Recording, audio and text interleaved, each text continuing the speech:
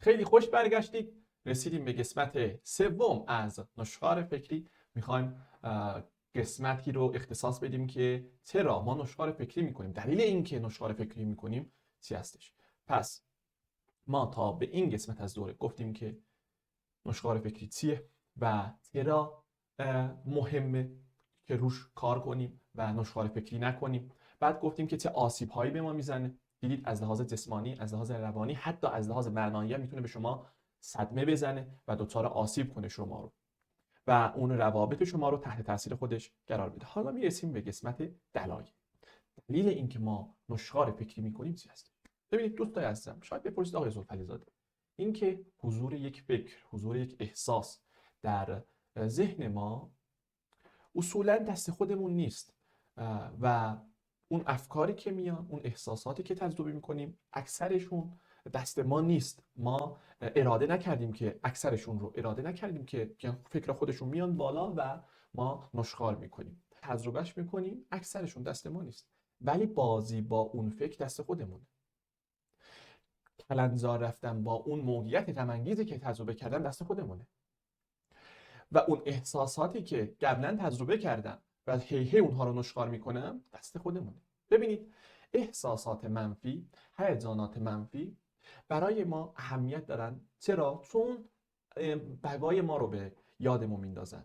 بقای ما زمانی که به خطر میافتاد، اون احساسات منفی، احساس خشم و احساساتی که در این موقعیت‌های پر خطرناک قرار می گرفتیم برای ما به وجود می اومدن. به همین خاطر مغز ما به این افکار، به این احساسات منفی واکنش نشون میده، درگیر نشخوار فکری میشه به خاطر اهمیت دادن بیش از اندازه مغز به افکار و احساسات منفی. این یک نکته. و دلیل دوم، یه جورایی فکر کردن کار آسونی.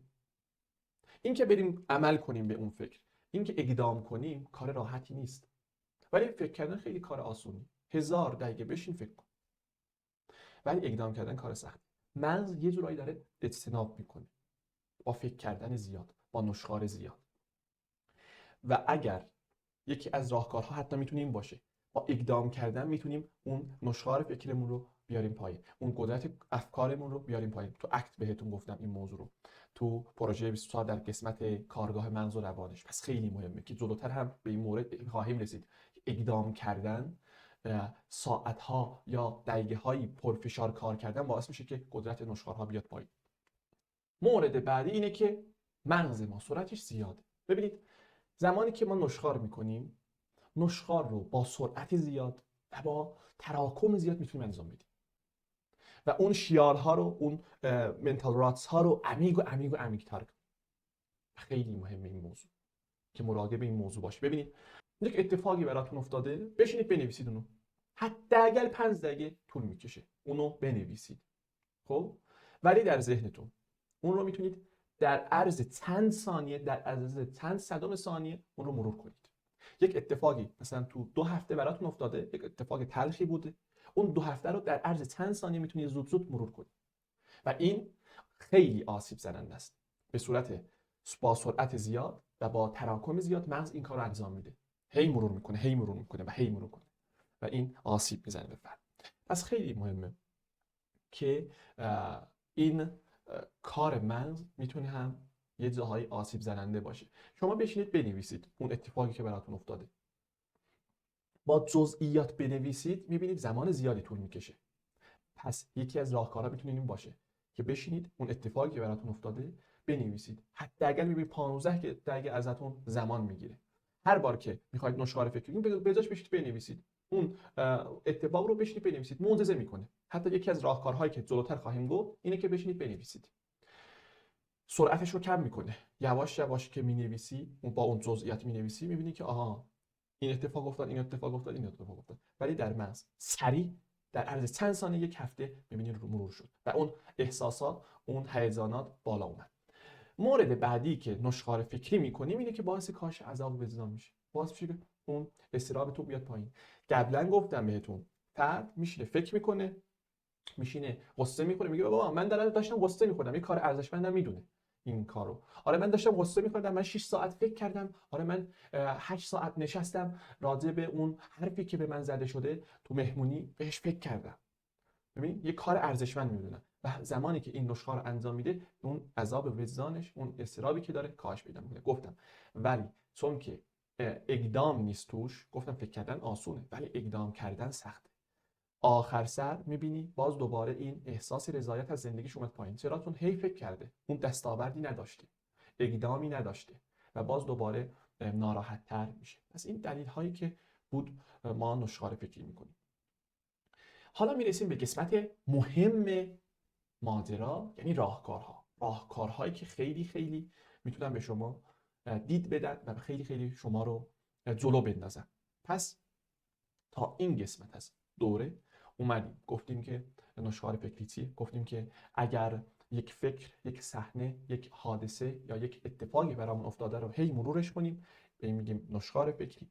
و گفتیم آسیب‌های جبران ناپذیری میتونه به ما بزنه، از لحاظ روانی میتونه ما رو افسرده کنه، وسواسی کنه، دچار مشکلات و اختلالات روانی کنه ما رو.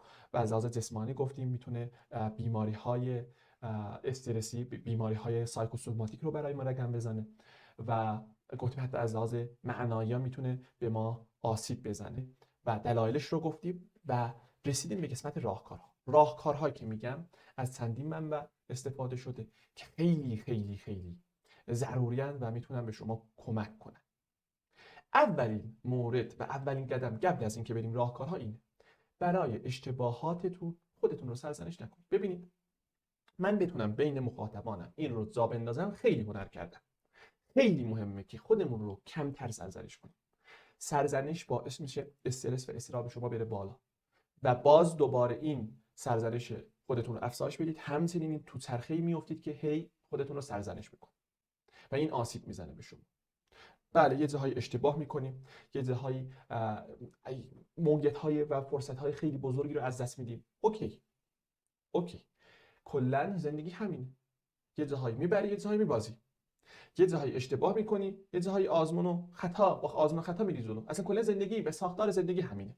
این خیلی مهمه که خودمون رو عذاب ندیم با سرزنش هایی که میکنیم. ببینید میبینی یک کاری بود خوب پیش نرفت، هی نشید ای کاش فلان طور میشد، ای کاش بهمان طور میشد، ای کاش فلان اتفاق میافتاد، ای کاش فلان اتفاق نمیافتاد. اینها به شما صدمه میزنن. این عذاب وجدان داشتن و این سرزنش کردن فکر نکنید باعث پیشرفتتون میشه، باعث میشه که اهمال کاریتون افزایش پیدا کنه، اون تنبلیتون بیشتر بشه، کارها خوب نره جلو. پس خیلی مهمه که از سرزنش کردن خودمون دست بکشیم. اولین و مهمترین راهکار اینه: از اول شخص تا سوم شخص.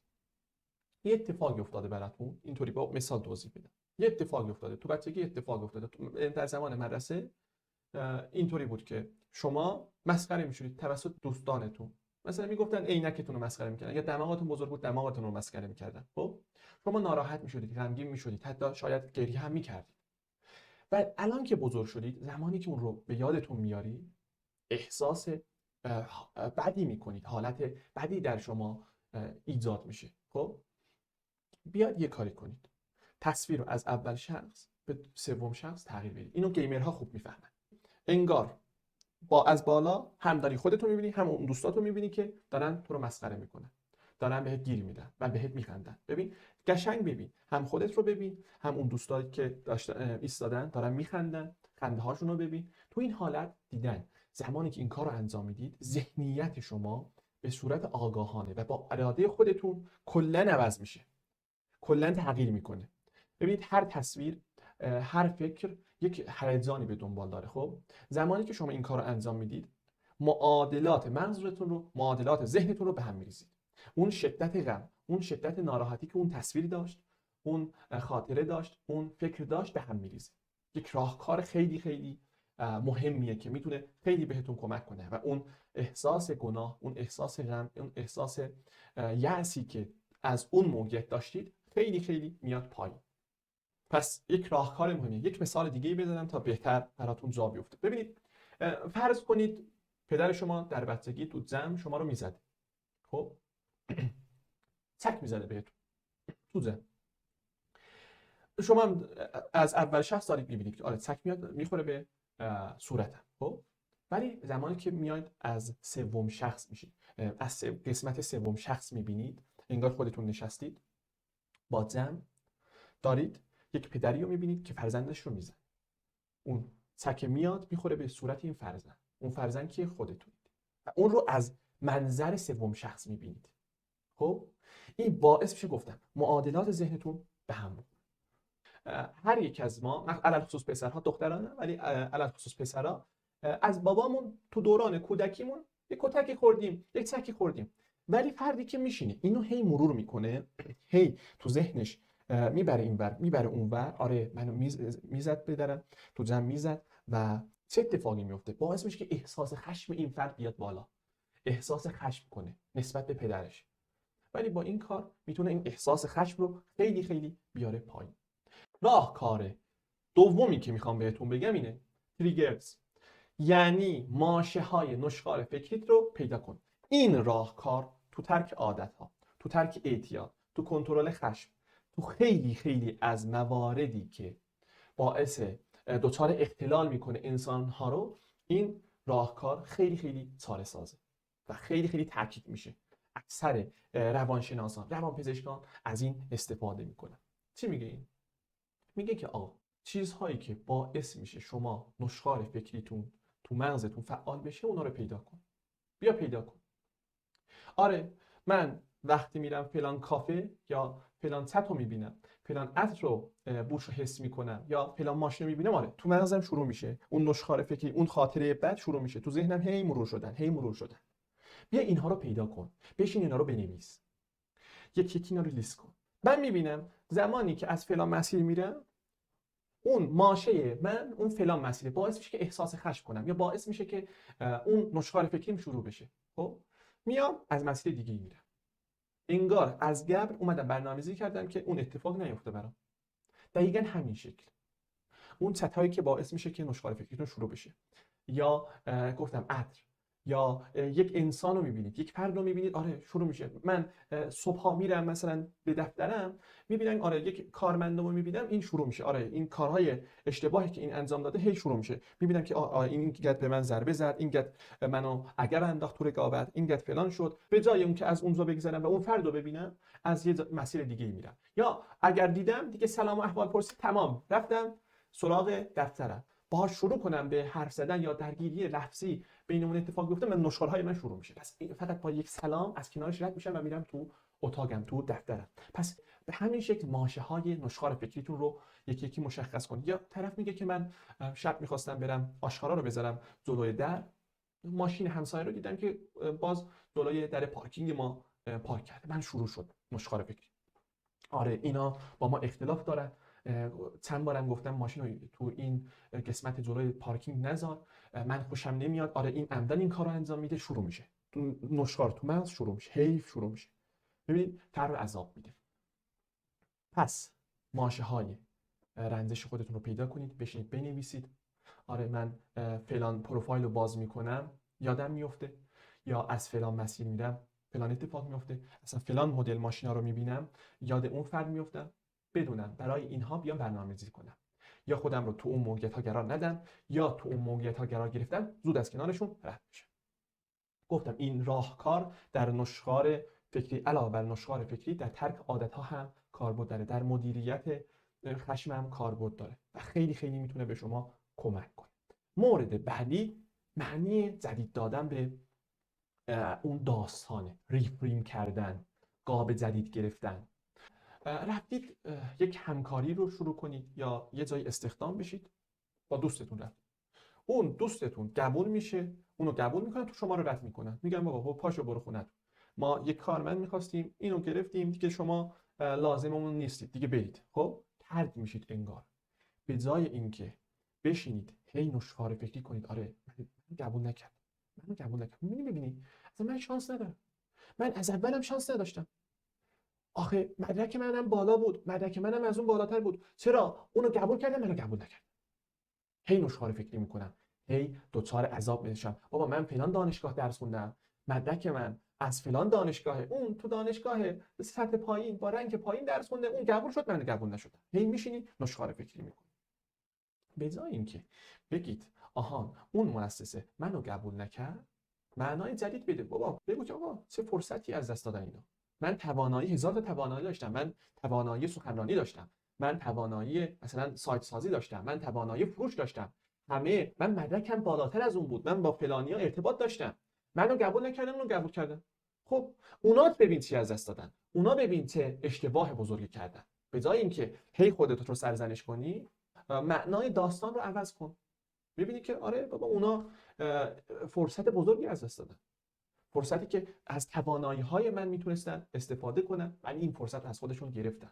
روی اون نکات مثبت خودت تمرکز کن و باعث بشه که اون معنای داستان تغییر کنه. یک مثال دیگه ای بزنم برای این موضوع. فرض کنید یک رشته رو خوندید، یک رشته دانشگاهی رفتید خوندید که علاقه ای نداشتید، به زور پدر مادرتون یا به خاطر خدمت سربازی رفتید این رشته رو خوندید و بهترین زمانهای عمرتون رو از دست دادید.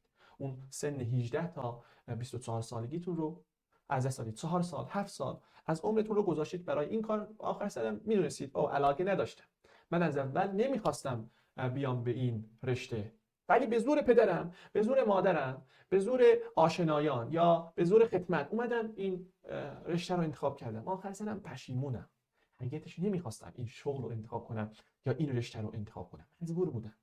و میشینی فکر میکنی به این، ناراحت میشی، احساس خشم میکنی، شاید از دست خودت، شاید از دست پدرت، از مادرت. و به جای اینکه هی بشینی نشخوار کنی و احساس خشم کنی، احساس ناکامی کنی و از دست پدر مادرت ناراحت بشی، بیا معنای جدیدی بگو برای خودت. و اینم در نظر داشته باشید عزیزان من، پسر خوب، دختر خوب، مادر و پدر همیشه جز خوبی برای فرزندشون هیچی نمیخوان. شاید اون شغلی که برای تو یا اون رشته که برای تو انتخاب کردن و پیشنهاد دادن به خاطر اون مسئله اجتماعیش بوده یا درآمدش بالا بوده که این رشته رو برای تو انتخاب کردن. پس این اولین موضوع که هی نشینید اونا رو سرزنش کنید که خودتون رو سرزنش کنید. و بعد نکات مثبتش رو ببین. نکات مثبت، آره رزومم یک رزومه‌ای دارم که از فلان دانشگاه، من فلان دانشگاه درس خوندم، تو همون دانشگاه، تو همون 4 سال، تو همون 7 سال دوستای خیلی خوبی پیدا کردم، با اساتید بزرگی آشنا شدم. همه اینا رو در نظر بگیر. من تو رزومم میارم، تو سی وی میارم که بله من با فلان مدرک از فلان دانشگاه با رنگ فلان فارغ التحصیل شدم. نکات مثبتش رو هم ببین، فقط اون 4 سال، اون 7 سالی که از عمرت رفته رو مدام تو ذهنت مرور نکن، یعنی معنای جدید به داستانت بده. مورد بعدی، نماد غم نباش دوستای عزیزم. ادای قربانی ها رو تو رابطمون در نیار، باعث میشه که دیگران از ما فاصله بگیرن. شاید بعضی از دوستاتون خوششون میاد از اینکه شما ناراحت میشید، ولی اکثر مردم به این شکلن که از افرادی که غمگینن، از افرادی که ضعیف هستن ارتباط نمیگیرن. ببینید زمانی که ماجرایی گفتید، داستانی گفتید، یه اتفاقی افتاده بود که به یکی تعریف کردید، اونم راهکار گفت، ولی باز دوباره رفتید پیشش تکرارش کردید، گفتید آره اینطور بود، اینطور شد، باز دوباره اون نشخوارتون رو بازگو کردید، انگار زیر پوستی به طرف میگی که بابا راهکارهایی که تو میدی اصلا به درد نمیخوره ها، تو خیلی نادونی ها. علنا زیر پوستی اینها رو میگی، اعتماد به نفس طرف، عزت نفس طرف میاد پایین، طرف احساس ناکامی میکنه، احساس کم ارزشی میکنه. پس به جای اینکه نماد غم باشید، رهبر زندگیتون باشید. آره مشکلی پیش اومده، آره مسئله پیش اومده، با همفکری هم میشینیم وضعیت رو میسنجیم و اون مشکلمون رو حل میکنیم، اون مسئله رو حل میکنیم. اینطوری باشید. و خیلی خیلی مهمه، نمیدونم دیدید یه عده‌ای رو وقتی باهاشون آشنا میشید، اون مراحل اولیه آشنایی هستید، همه چیز رو میکنن، همه چیز رو شروع میکنه. آره من ورشکست شدم، آره من نمیدونم فلان اتفاق افتاد برام، من 2 بار طلاق گرفتم، من فلان اتفاق افتاد. بابا همه چیزش رو میبینی رو کرد و هر اتفاقی که افتاده براش رو شروع میکنه به گفتن. من خودم شخصه با این افراد اصلا ارتباط نمیگیرم. چرا؟ چون این به خودش رحم نمیکنه، این چارچوب نداره، زندگی این فرد چارچوب نداره، میخواد به من رحم کنه. پس این خیلی مهمه. تو HSP، تو دوره رایگان HSP گفتم بهتون برای خودتون چارچوب داشته باشید، برای خودتون حد و مرز ایجاد کنید، خیلی مهمه. و خود ابراز کردن غم، خود ابراز کردن خاطرات بد باعث میشه که موندگار بشن. اتفاقی که براتون افتاده هی مرورش نکنید، هی بازگوش نکنید. تو جمع دوستان قرار گرفتید، هی اون رو به یاد خودتون نیارید، به دوستاتون هی اونها رو نگید. باعث میشه که اینها، اون منتال راتس ها تو مغزتون ماندگارتر بشن. تو اکت میگیم بپذیرشون، نه باهاشون جنگ کن، نه سرکوبشون کن، نه باهاشون زندگی کن. محلشون نذار. بعد از اینکه محلشون نذاشتی، پذیرشش کرد، آره اینجا هست. محلشون نذاشتم، خودشون یواش یواش از سرت میرن بیرون، یواش یواش کمرنگ میشن و از زندگیت میرن بیرون. تا این قسمت از دوره خیلی ممنونم که همراهمون بودید. یک استراحت، یک مدیتیشنی انجام بدیم، برگردیم ادامه مبحث رو مفصل‌تر بریم جلو.